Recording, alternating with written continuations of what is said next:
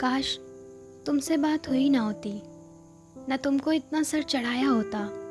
काश तुमको अपने से ऊपर रखने के चक्कर में मैंने खुद को इतना गिराया ना होता।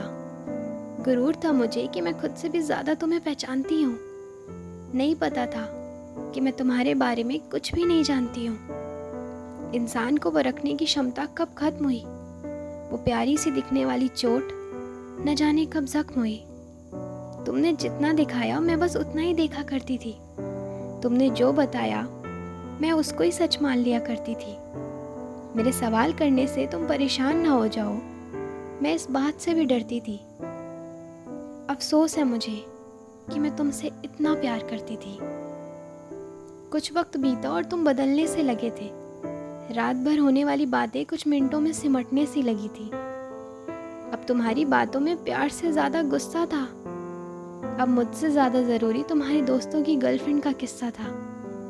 बिखरने लगा जो मेरा और तुम्हारा वो प्यारा सा हिस्सा था। तुम्हारी गलतियों को मैं नज़रअंदाज कर दिया करती थी। कोई बात नहीं, ये कहकर टाल दिया करती थी। कुछ तो ठीक नहीं है, समझ आने लगा था, पर तुमसे दूर जाने का सोचा भी नहीं जा रहा था। फिर आखिर एक दिन तुमने मुझे तोड़ दिया।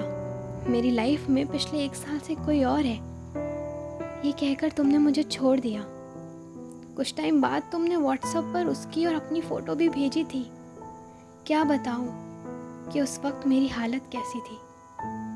मैंने फिर कॉल किया और पूछा, मजाक है ना, मजाक कर रहे हो ना? तुमने कहा नहीं, आई एम सॉरी, पर यही सच है। अब ऐसे इंसिडेंट के बाद कौन किस पे विश्वास करेगा? जिसको इतना तोड़ा गया हो, क्या वो फिर कभी किसी को टूट कर प्यार करेगा?